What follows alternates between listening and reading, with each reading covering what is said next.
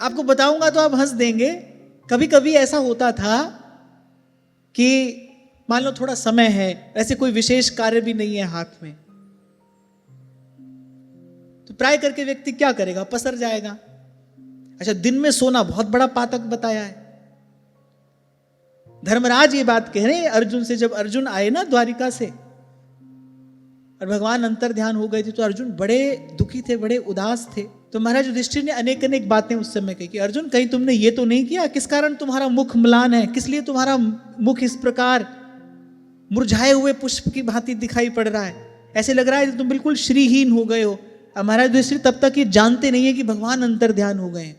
उन सब बातों में धर्मराज एक बात कहते हैं, कहीं दिन में सोने जैसा पाप तो नहीं किया है तुमने, कहीं दिन में सोने जैसा कार्य तो नहीं किया है तुमने, इस कारण तुम इतने श्रीहीन दिखाई पड़ रहे हो, तुम्हारे मुख पर कोई प्रसन्नता नहीं है।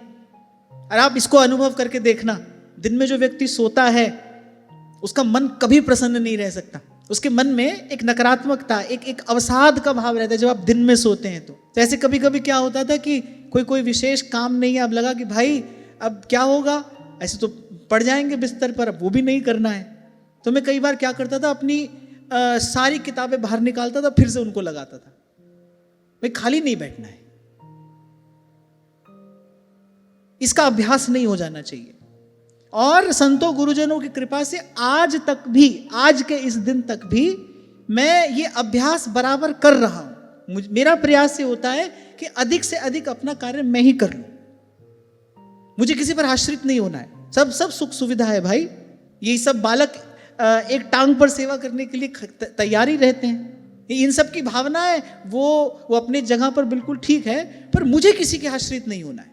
यहीं से प्रमाद प्रवेश करता है जीवन में। आप छोटे से छोटे कार्य के लिए भी किसी पर आश्रित हो जाते हैं। और भगवान यहां ये बात कह रहे फिर ये प्रमाद बढ़ता है। पहले आपका उत्साह शिथिल होगा, फिर ये प्रमाद बढ़ेगा, और फिर जब ये प्रमाद बढ़ जाएगा तो बोले उस प्रमाद से विवश होकर, उस प्रमाद के अधीन होकर बोले फिर मनुष्य कुकर्म करता है। कुकर्म माने जो नहीं करना चाहिए, जो बुरा कार्य है वो करता है। और 2-3 दिन पहले ही हम चर्चा कर रहे थे, शरीर तो ऐसा है भाई, आप इसको जैसा अभ्यस्त करोगे ये वैसा हो जाएगा। आप जैसा अभ्यास इससे कराओगे वैसा हो जाएगा। हमारे बाबा सदा से बात कहा करते थे, बोले बेटा भजन और भोजन जितना बढ़ाओ उतना बढ़ जाता है, जितना घटाओ उतना घट जाता है। भजन भी और भोजन भी। और एक और बात भी मैंने देखी, ये भी मेरा अपना व्यक्तिगत अनुभव मैं आपसे निवेदन कर रहा हूं। जब आप वस्तुतः शरीर से परिश्रम करते हैं ना, जब आप मेहनत करते हैं, परिश्रम करते हैं, और आपकी जो जीवनी शक्ति है, आप उसका इस प्रकार परिश्रम में सदुपयोग करते हैं, तो यहां वहां मन की जो दौड़ होती है ना वो बहुत कम हो जाती है। वो जो मन का अकारण यहां वहां दौड़ना है, सीधी सी बात है भाई, सरल शब्दों में समझ लो, सुबह से लेकर रात तक बहुत परिश्रम आपने किया, थक गए, टूट गए, जैसे बिस्तर पर पड़ोगे नींद आ जाएगी।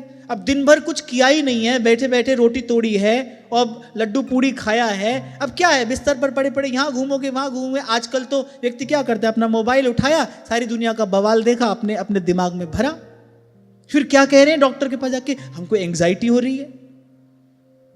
कितनी अस्वस्थ जीवन शैली है। एंग्जाइटी नहीं होगी तो क्या होगा? और आपने सुबह से शाम तक परिश्रम किया है, आप थक गए हैं, अरे 5 मिनट नहीं लगेगी आपको सोने में, बिस्तर पर सर रखोगे नींद आ जाएगी, 2 मिनट भगवान की प्रार्थना करोगे, करते करते सो जाओगे।